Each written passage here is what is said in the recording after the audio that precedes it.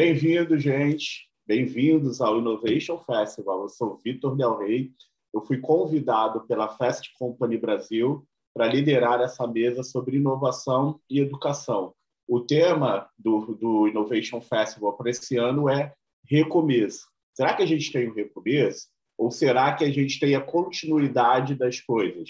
Bom, é um tema que a gente vai colocar à mesa e a gente trouxe 3 pessoas que são especialistas e são pessoas que também estão colocando a mão na massa para resolver problemas reais da educação no Brasil e eles vão nos ajudar a entender. Além de entender se estamos no recomeço, a gente propôs um tema para esse debate, né? E o tema para esse debate é inovar na educação é oferecer oportunidade. Então, vamos falar sobre inovação, sobre educação, sobre oportunidade, e essas 3 pessoas que eu vou apresentar agora, elas serão responsáveis por nos conduzir nessa trilha de conhecimento.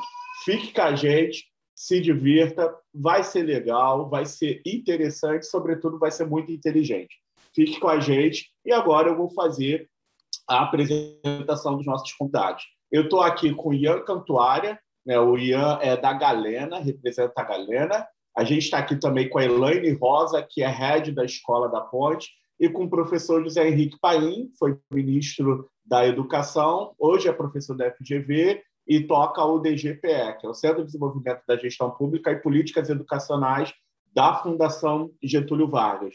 Bom dia, gente. Bom dia, Ian. Bom dia, professor Paim. Bom dia, Elaine. Então, vou abrir um pouco para vocês falarem um pouco do que vocês estão fazendo, e daí a gente já começa com algumas perguntinhas que vão conduzir o debate. Primeiro, a gente vai ouvir o professor Paim. E aí, professor, como é que você está nessa manhã? O que você espera desse debate? Tudo bem, eu queria cumprimentar a todos, dizer que é uma satisfação poder participar dessa discussão, especialmente associada à inovação. E, enfim, nós estamos no nosso centro, na Fundação Getúlio Vargas, trabalhando exatamente naquilo que a gente chama de inovação na gestão pública associada à educação, né? Então, espero que a gente tenha aqui uma grande discussão, um grande debate. Elaine, como você se sente? Bom dia, olá a todos. Estamos na Escola da Ponte para Pretos realizando, na verdade, planejando um próximo semestre com aumento de trilhas, aumento de cursos, tentando entregar para a sociedade mais um pouco mais de números de pessoas preparadas mesmo para esse novo normal, esse novo começo, esse novo formato de se trabalhar na pós-pandemia. Ian? Oi, Vitor. Oi, Henrique. Oi, Elaine. Primeiro, estou muito honrado de estar aqui, um pouquinho nervoso de estar nessa mesa tão poderosa e a gente poder falar sobre tópicos tão legais e que me são tão caros. E hoje eu estou na Galena e nosso momento de Galena, que eu vou falar um pouquinho mais à frente, eu acho que a gente está construindo pontes entre a juventude brasileira e o mercado produtivo. Então, o que a gente se propõe a fazer é um movimento de ser uma grande ponte entre esses dois pontos que hoje se veem cada vez mais espaçados, tanto pelo contexto da crise quanto pela situação estrutural do país. Mas muito animado por estar aqui hoje. Beleza. Então, é bom ouvir vocês, bom saber que vocês estão animados e nervosos. É normal do debate como esse. Vai dar tudo certo, fique tranquilo, a gente está batendo papo e errar faz parte do processo. E, inclusive, a gente tem um educador entre a gente que sabe muito bem disso, né? Que errar faz parte do jogo. Então, assim, vamos começar com o debate, e aí eu acatei uma sugestão feita pela nossa querida Cláudia Penteado, da Fast Company Brasil, e aí eu queria começar esse debate fazendo uma pergunta igual para os 3, mas entendendo que a partir do background de informações que vocês têm, a partir de onde vocês saem para falar, né, nesse sentido das experiências e das vivências, a gente, obviamente, vai ter respostas bem diferentes, que eu também acho que são bem iguais, muito embora diferentes, né? Quer dizer, a gente fala da mesma coisa de maneira diferente. Mas a pergunta que eu queria fazer para vocês 3, e já queria começar com o professor Paim, é sobre, professor, como é que você define inovação? né? Então, além de definir inovação, gostaria que o professor pudesse citar onde é que você está vendo algo novo, né, que dentro desse contexto de inovação no Brasil a respeito de educação. Primeiro, como é que você define inovação? Segundo, um exemplo, né? Mas me parece que no debate, toda vez que a gente fala inovação e educação, parece que só a Sobral inova, né? Só a Sobral que está fazendo alguma coisa diferente e todo mundo está fazendo a mesma coisa. É só Sobral? Só existe Sobral no Brasil fazendo algo novo? E se for, fale de Sobral. Mas e aí, professor, como você define inovação na educação e onde é que você consegue ver lastros, feixes de inovação no Brasil? Na realidade, Vitor, a questão da inovação, ela tem vários conceitos associados, né? Se nós formos olhar aí as questões relacionadas a desenvolvimento econômico, né, que originou aí uma discussão bastante aprofundada sobre, especialmente a partir do Schumpeter, que trabalhou muito esse tema da inovação. Depois nós temos conceitos, né, de inovação associados à gestão pública, e hoje, né, a inovação ela é muito relacionada a uma série de outros aspectos que vão desde de comportamentos inovadores até questões que estão associadas à educação mesmo, né, ao processo educacional. Mas a inovação ela tem que estar sempre associada à transformação, mas é uma transformação que agrega algo novo e que agrega, a partir dessa novidade, né, uma mudança importante de impacto na vida das pessoas, né, e nos processos do dia a dia, os processos educacionais, os processos produtivos. Então, é um conceito extremamente importante, que precisa estar muito associado a algo que, na educação, é fundamental, que é a criatividade, né? O despertar da criatividade, que começa com a curiosidade e vai até a criatividade, chegando a esse espírito inovador, que é tão importante, né, que a gente precisa cada vez mais fomentar nas nossas crianças, nos nossos jovens, para que a gente possa, dentro de um processo de desenvolvimento econômico do país, no processo de desenvolvimento social do país, ter cada vez mais pessoas que consigam trabalhar de forma inovadora, né? Porque isso que vai fazer a diferença para que o país possa realmente se desenvolver. Então, na educação, acho que colocaste muito bem, Vitor, a questão, nós sempre temos exemplos, né? Sobral é um caso interessante, porque, na verdade, nós estamos falando ali de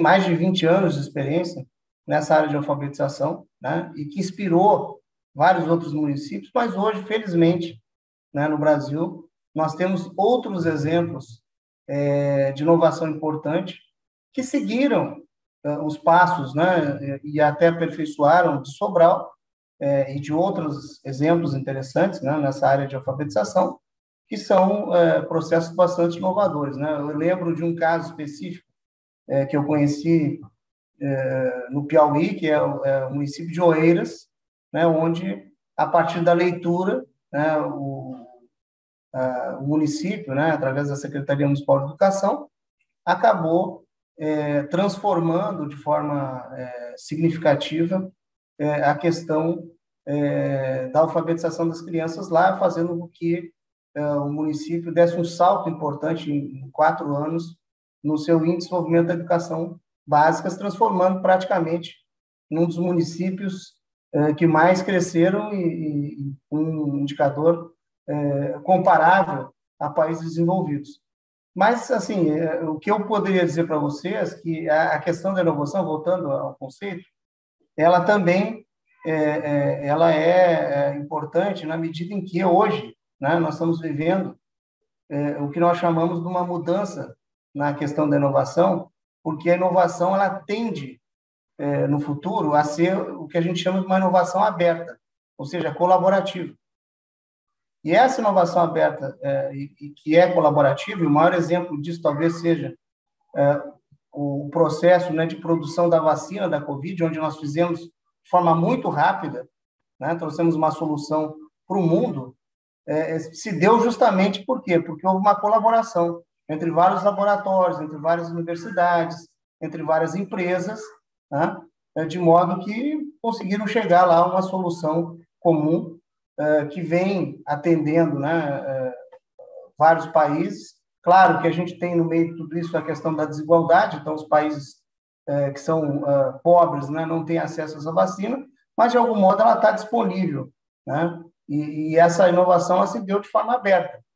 E essa inovação aberta, na minha opinião, ela tem que ser trabalhada do ponto de vista educacional. Os currículos educacionais, eles têm que... E aí eu trago mais outro exemplo de inovação, né? O que acontece, né? Nós precisamos trabalhar dentro do nosso processo educacional, dentro dos currículos, o que a gente chama do desenvolvimento das habilidades e competências socioemocionais, nas quais estão a questão do pensamento crítico, da curiosidade, da criatividade, que faz com que a gente chegue à inovação. Mas, junto a isso, para que a gente tenha inovação aberta, que é o futuro, é preciso trabalhar também esses conceitos de tolerância, né, de respeito à diversidade, porque é isso que vai mover a produção cada vez maior de inovação, porque, na verdade, o futuro é esse. Mas, para que eu possa colaborar e lá na frente ter inovação, eu preciso que haja um respeito à opinião de cada um, né? A tolerância, a democracia, os direitos humanos, tudo isso tem que estar relacionado a esse processo. Pensando nessa ideia de inovação aberta, que aí já é só uma dica, né, para você, como é que você define inovação e se você tem, assim como o professor Paim trouxe, algum exemplo onde você, olha, eu estou vendo essa galera aqui e eles estão inovando. E essa maneira que essa galera está inovando se parece com como eu defino inovação, como o conceito de inovação passa por mim. Então, Ian, por favor, traga a sua opinião, a sua análise, como você está enxergando esse movimento de inovação. Perfeito, Vitor, obrigado.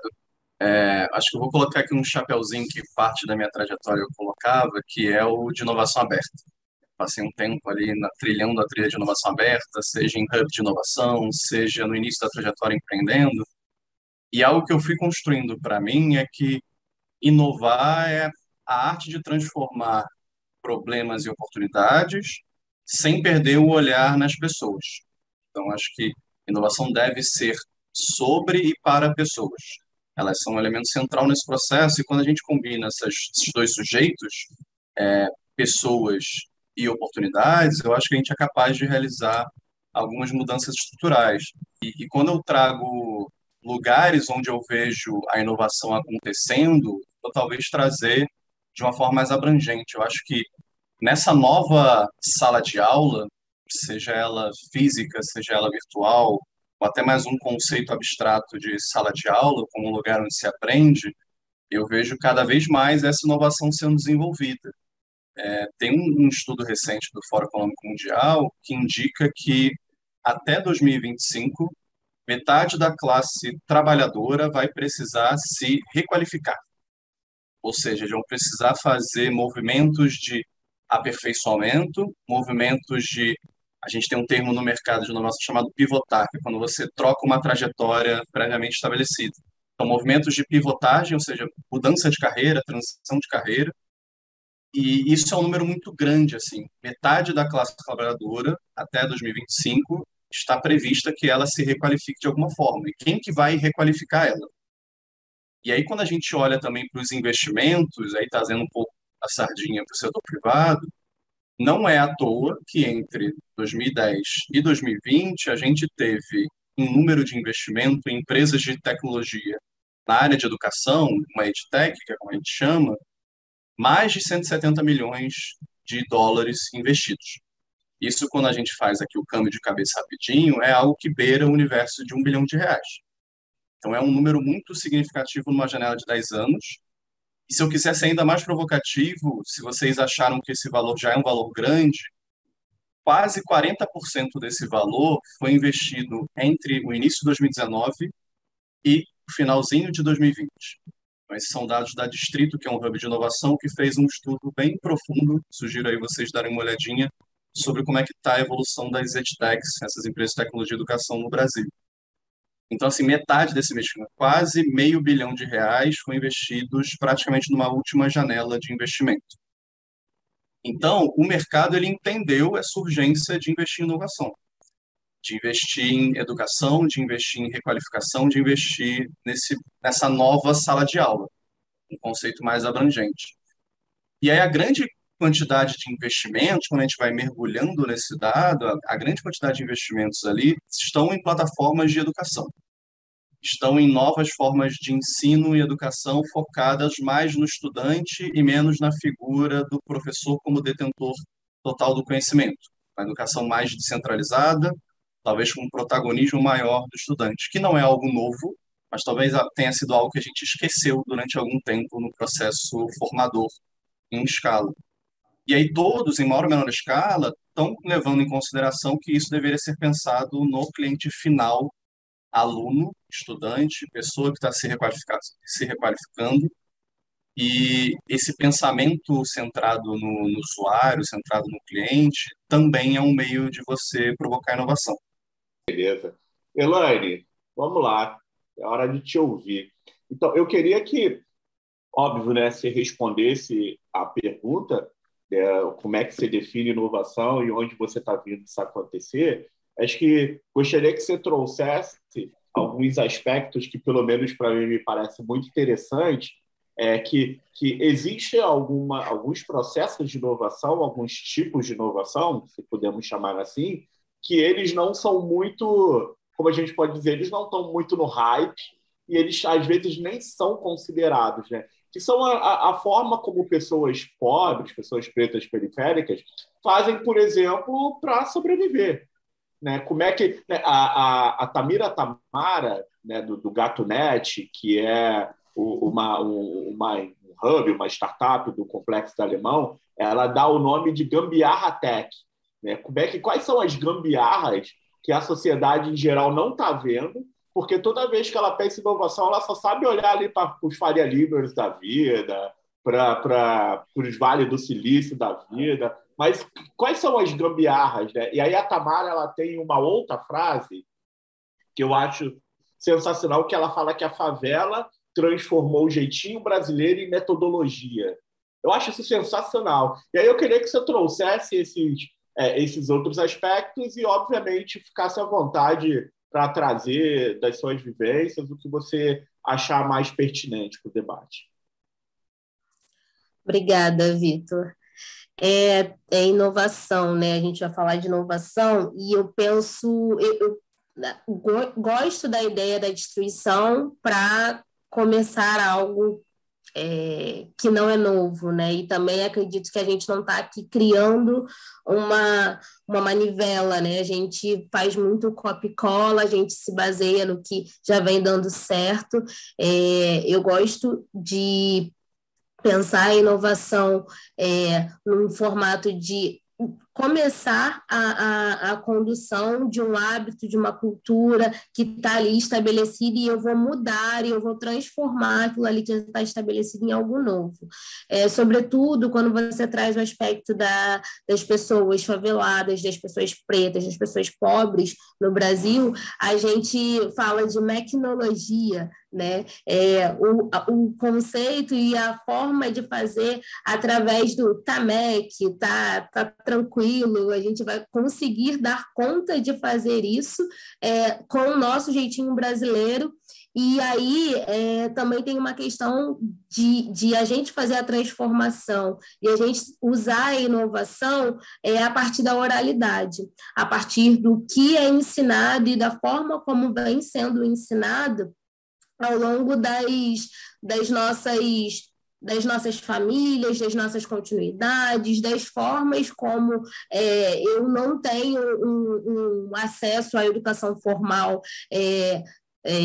a longo prazo, né, a chegar a completar a todos os níveis de ensino, mas eu continuo ensinando e eu continuo transformando a vida das gerações que estão vindo atrás de mim. Eu pediria, assim como eu pedi para o Ian, que você definisse o que é a mecnologia. Do que você está falando? Porque alguém está, não, deve ser MacBook tecnológico. É isso que é mecnologia?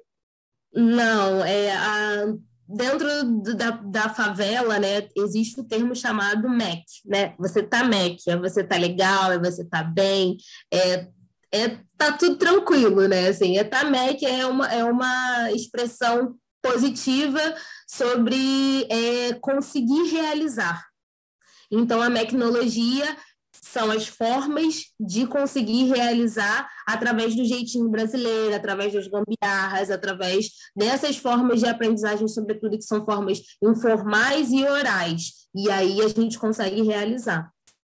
E aí, se você junta isso com tecnologia, é o encontro das águas. Eu adorei essa ideia da mecnologia que se encontra com a tecnologia. Eu queria trazer para a gente fazer aqui o ponto de virada, partindo do princípio que, né, inovar na educação é encontrar oportunidades, olhando para esses dados que a gente trouxe a respeito da educação, e com certeza o senhor tem dados melhores do que os meus e mais originais, atuais do que os meus, será que, se a gente pensa para o ensino médio fundamental, ou anos iniciais e anos finais, e o que os jovens aprendem na universidade, o Brasil está preparando a gente para esse cenário de mercado de trabalho? E aí, eu queria que eu fizesse um esforço de reflexão, pensando nessa ideia do recomeço, que eu acho que para outros é só a continuação do estado natural das coisas e um pouco mais piorado, né? Novo normal para quem?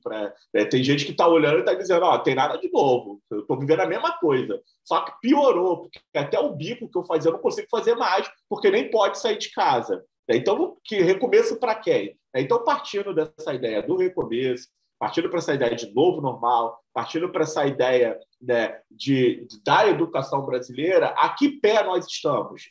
A gente deve ficar feliz, triste, com o pé no chão ou esperançoso? Por favor, professor, traga a luz para esse debate e não nos deixe aqui agonizando.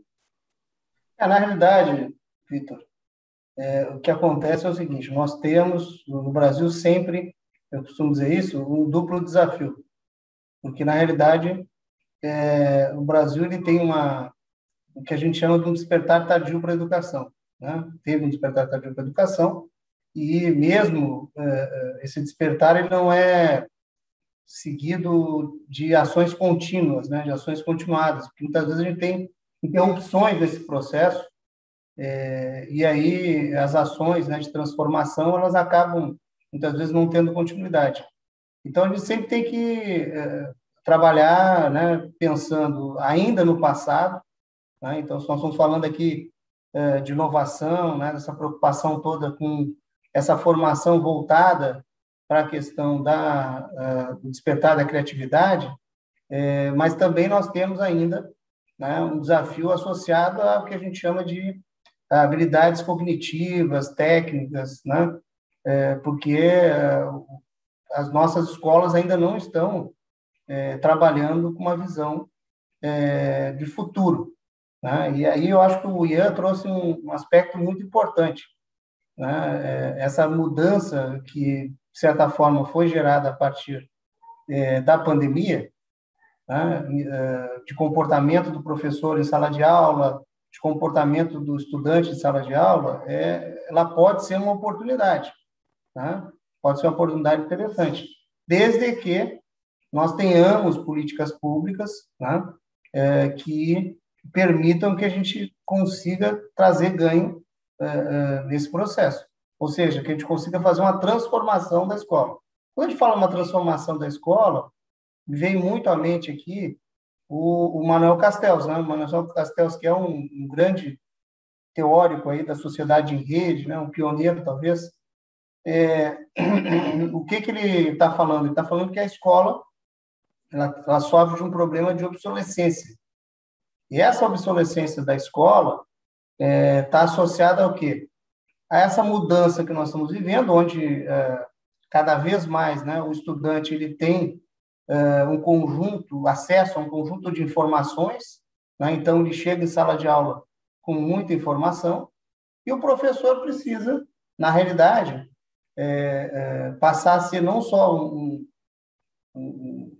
alguém que transmite o conhecimento, mas alguém que faz a mediação desse conhecimento, né? Que a partir dessa mediação ele acaba instigando nesse estudante o que a gente chama de pensamento crítico, né? Levar esse estudante à reflexão, que é exatamente isso que permite que a gente consiga trabalhar com essa visão de futuro, né? Que está associada a essa o que a gente chama das habilidades socioemocionais.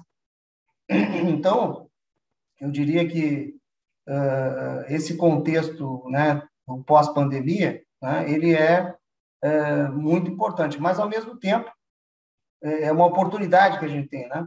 Mas ao mesmo tempo também a gente precisa olhar, né, de novo para o passado, porque como nem todos tiveram acesso às informações, nem todos tiveram acesso à tecnologia, nem todos tiveram acesso à conexão, na verdade, nós temos uma situação onde, se nós olharmos para classe média alta, né, nós tivemos aquele problema que todo mundo dizia, não, mas os jovens, as crianças estão em casa, né, estão em casa e estão com uma ausência, vamos dizer assim, daquele papel da escola que é de sociabilização, né? Mas aquele jovem pobre da periferia, né, ele está na rua. Ele acabou ficando na rua, porque ele não tem como ficar em casa. Isso tem uma diferença muito grande, né? Porque ele está na rua fazendo o quê? O que ele está fazendo na rua? Né? Então, isso trouxe algo novo para ele, trouxe... Então, assim, o que nós precisamos fazer agora é recuperar, fazer essa recuperação, essa recomposição, né? Recomposição educacional, e essa recomposição educacional passa necessariamente por uma orientação do poder público a partir do governo nacional, porque a nossa educação ela é nacional, orientando estados e municípios para que eles possam ter políticas que estão relacionadas desde a busca ativa, porque a gente precisa resgatar esse jovem, né, que eventualmente não está voltando para a escola. Precisamos, a partir do uso de tecnologias, né, identificar, né, eu estava falando nisso, identificar através de plataformas que tipo de conhecimento que esse jovem, essa criança adquiriu durante esse período da pandemia, né? Porque eu tenho que ter um tratamento individualizado, né? Quais competências que ele tem, o que está faltando também. Isso eu posso fazer hoje, usando tecnologia, através de testes adaptativos, onde eu vou identificando de forma tranquila assim, o que realmente eu posso trabalhar na recomposição esses déficits de aprendizagem que essa criança, esse jovem teve. Então, a tecnologia vai ser muito importante, na minha opinião, nesse processo, ao mesmo tempo também que a gente precisa usar essas plataformas para que ele possa receber um conjunto aí de conteúdos, né, e objetos educacionais para que ele possa também não depender somente, né, da aula para poder fazer essa recuperação. Obrigado, professor. Ian, aí a minha pergunta para você é muito nesse mesmo sentido das oportunidades do emprego, e aí eu queria que você falasse o papel da iniciativa privada.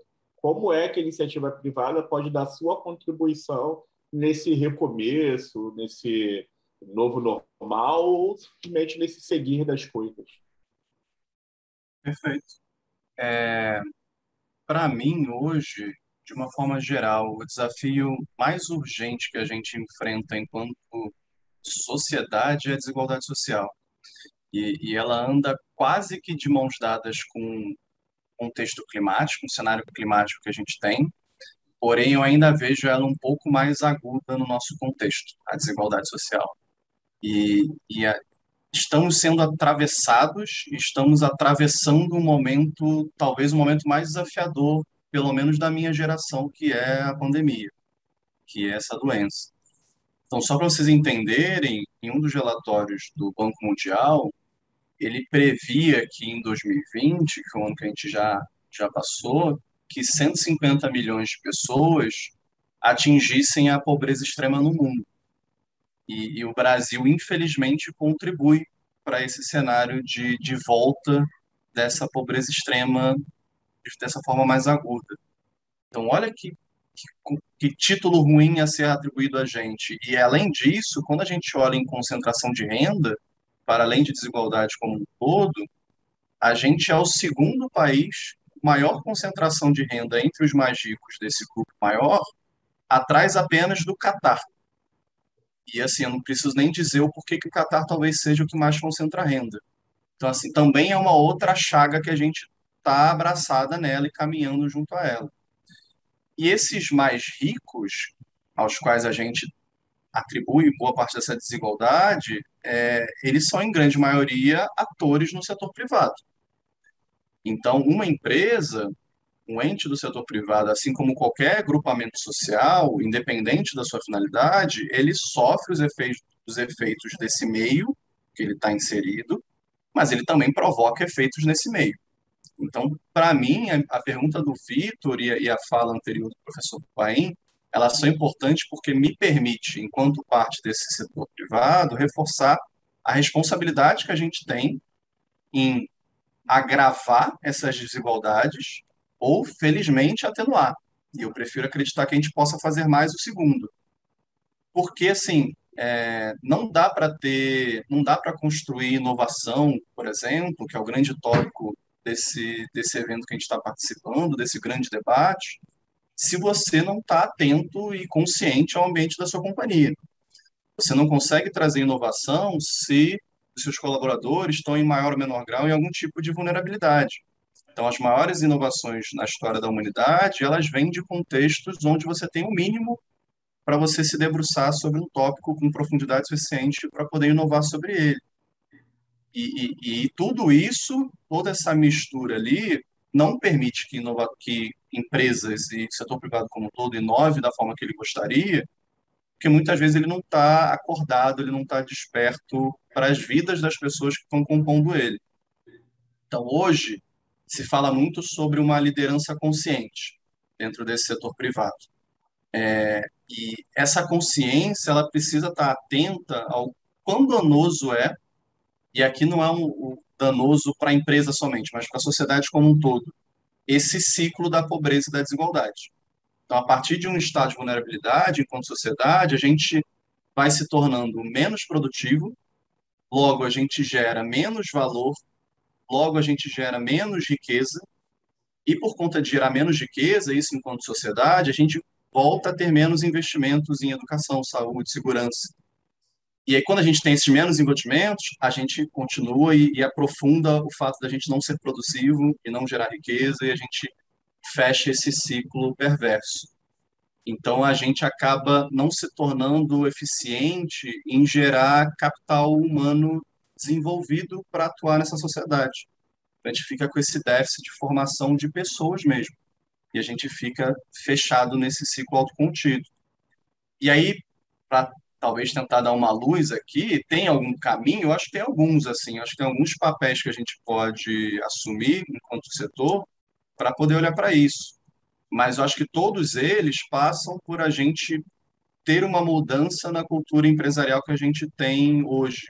Acho que hoje a gente já tem culturas empresariais coexistindo, mas a gente precisa empurrá-las para um novo cenário, assim. E aí, Elaine, o Ian, ele abriu a fala dele falando que o Brasil é um dos países mais desiguais do mundo, trouxe os dados aí do Banco Mundial para provar que, de fato, o Brasil é. Só que eu acho que, para além de ser o mais desigual, o Brasil ainda tem um outro prêmio ali que ganhou, que talvez seja o país mais racista do mundo, né?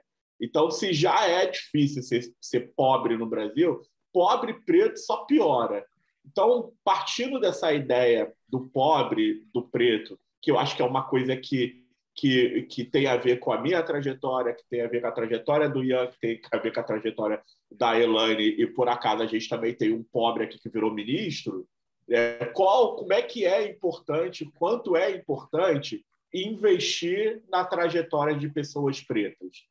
Então, por que a Escola da Ponte, o Instituto Gueto, escolheu investir em pretos? Por que isso é importante gerar tecnologia? E aí eu vou continuar com essa ideia da tecnologia que se encontra com a tecnologia. Por que isso é importante para as pessoas pretas? Uma tecnologia que Tamira também, você falou da Tamira também criou esse conceito.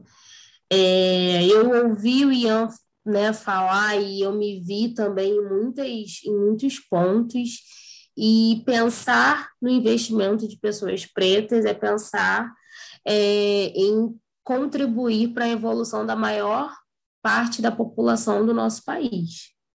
Se é a, a população que está mais vulnerável, é também por parte dela que a gente vai pensar na inovação e na transformação.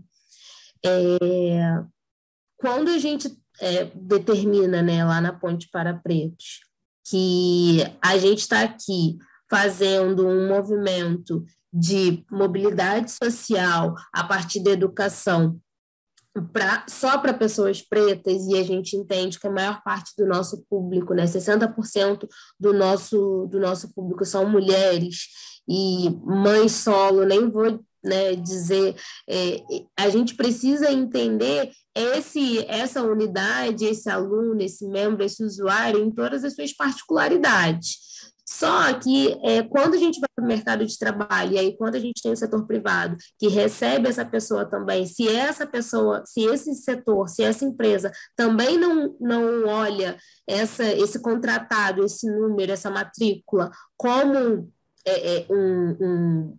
uma particularidade, né, com uma particularidade, a gente não consegue fazer com que todo o contexto traga, de fato, um desenvolvimento para a pessoa preta que, em quantidade, em escala, né, vai trazer um maior impacto. Quando a tua família ou a família do Ian vê em vocês, enquanto homens pretos, provedores, né, e a estrutura na família de vocês dando certo, porque a gente que vem do subúrbio, que a gente que vem da periferia, da Baixada, como você vê, Vitor, tem muito essa coisa, né, de que eu preciso que o meu filho dê certo, né, e é esse filho homem que carrega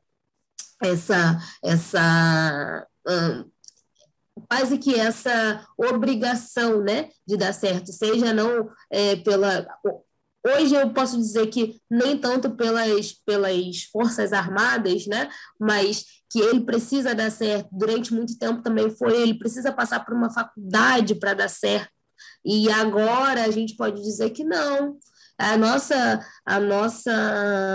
criação e, sobretudo, o nosso olhar para a geração que está vindo, ela fala que essa pessoa para dar certo, essa pessoa preta para dar certo, ela não necessariamente precisa só desse olhar formal da educação.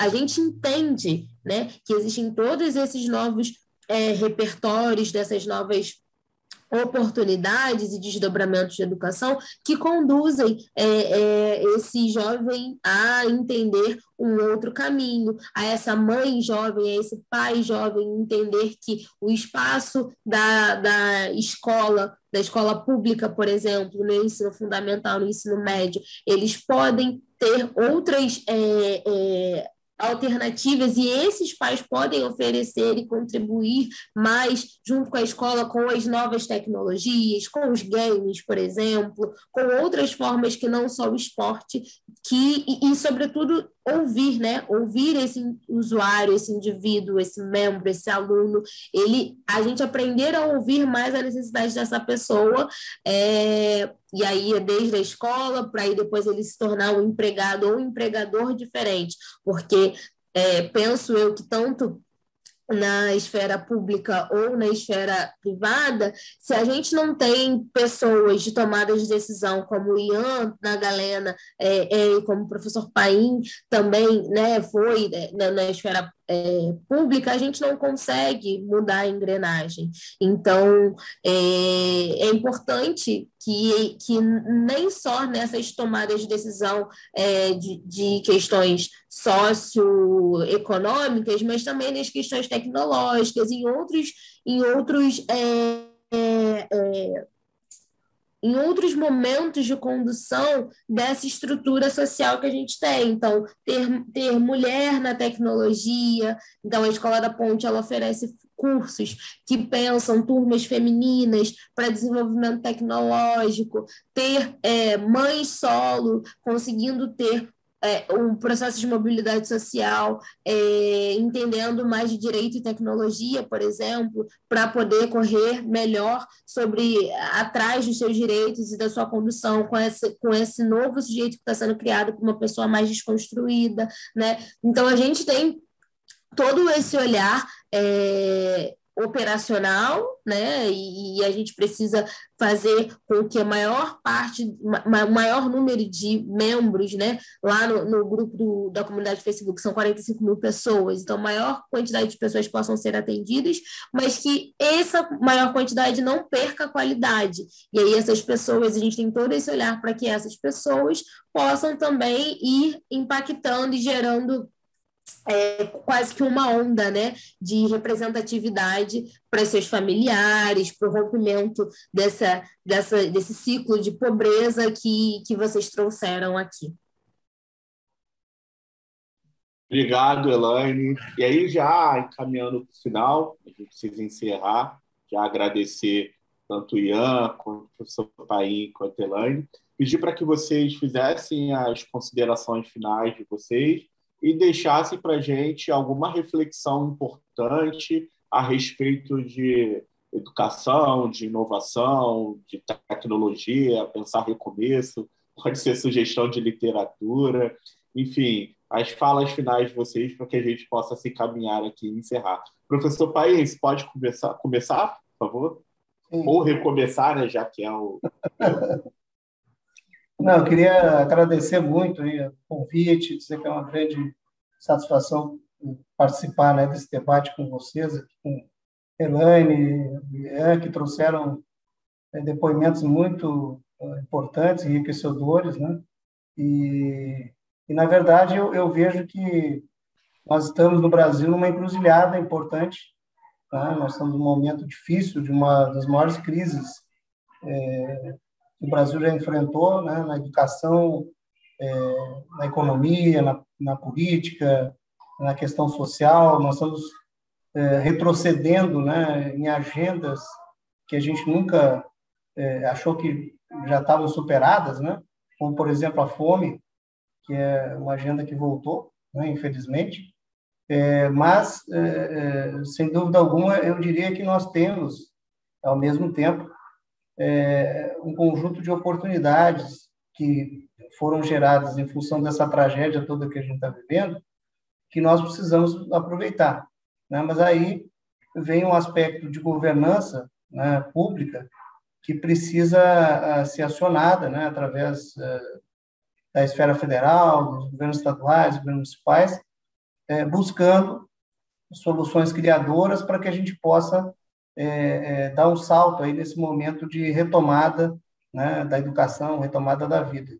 E um dos aspectos que mais me chama a atenção e que gera maior preocupação é exatamente essa necessidade de nós termos políticas públicas voltadas para que os jovens, né, que abandonaram, né, a escola, que não estão voltando para as escolas, tenham suas oportunidades. E mesmo aqueles jovens que já estavam fora do sistema possam ter essa oportunidade educacional, mas essa oportunidade educacional está muito relacionada à questão da conexão, né, com o mundo produtivo e com o mundo do trabalho. Então, não adianta eu trabalhar, né, as questões de recomposição, né, seja no ensino fundamental, seja no ensino médio, ou até mesmo na educação de jovens e adultos, porque nós temos um conjunto de jovens aí que se encaixam, já se enquadram na modalidade, se nós não pensarmos isso associado à questão do mundo do trabalho, né? Porque a grande diferença vai estar justamente aí, porque ele precisa ter uma nova perspectiva, não é somente voltar para a escola para ter o mesmo, né? Além das transformações que foram apontadas aqui pelo Ian e as questões que foram levantadas do ponto de vista social pelo Elaine, nós precisamos ter essa preocupação também dessa conexão do jovem com o mundo produtivo, com o mundo do trabalho. Então, eu acho que os gestores públicos têm que estar com essa visão para que a gente possa realmente ter esperança, né, em 2022 e em 2023. Elaine, suas palavras finais, por favor. Boa ordem. Eu agradeço a oportunidade de estar aqui, né, com três homens incríveis, e deixo aqui, né, acho que só um indicativo de que a gente cada vez mais precisa estar atento quando sobretudo, a gente diz que está fazendo uma prática antirracista ou uma prática de inovação mesmo, né? Inovação sendo o centro do nosso debate, entender, fazer uma reflexão mesmo de quanto a gente está se colocando fora da bolha ou fora do hábito cultural que a gente tem ou que a gente vem replicando. Sobretudo, a gente já está fora do comum, porque a gente está atravessando a pandemia, mas entender como que você pode contribuir nas práticas mais simples e nas práticas mais diárias, às vezes de trocas dentro de casa, para movimentar essa base estrutural que é a maior, que somos nós, pretos, base da pirâmide social e econômica do país, né, do nosso país. Então, buscar sempre alternativas que tenham pessoas pretas à frente, olhar isso como alternativa, sabe? Olhar isso como um novo caminho, porque aí você já está inovando. É essa provocação que eu gostaria de deixar. Ian, por favor, encerre. Primeiro, agradecer por esse papo, que foi ótimo. Eu fiquei super feliz de ter participado e espero ter contribuído. E esse é um tema, tudo que a gente conversou aqui, para mim, eu vou finalizar dizendo que esse é um tema muito urgente para as lideranças no campo privado. E aí tem um pensador moderno que eu gosto muito, que é o Emicida, que ele diz que é tudo para ontem. Então a gente não pode ter muita espera nesse processo de mudança. Então, só para fechar com mais um dado, no relatório do IBGE de 2019, naquela lógica da PNAD, quando a gente pega o recorte de educação, a gente descobre que, levando em consideração jovens entre 14 e 29 anos no Brasil, que é o equivalente a mais ou menos 50 milhões de pessoas, mais de 20% deles não completaram o ensino médio, por exemplo. Seja porque abandonaram a escola ao longo desse processo, antes de concluí-lo, ou seja, por nunca ter frequentado o ensino médio.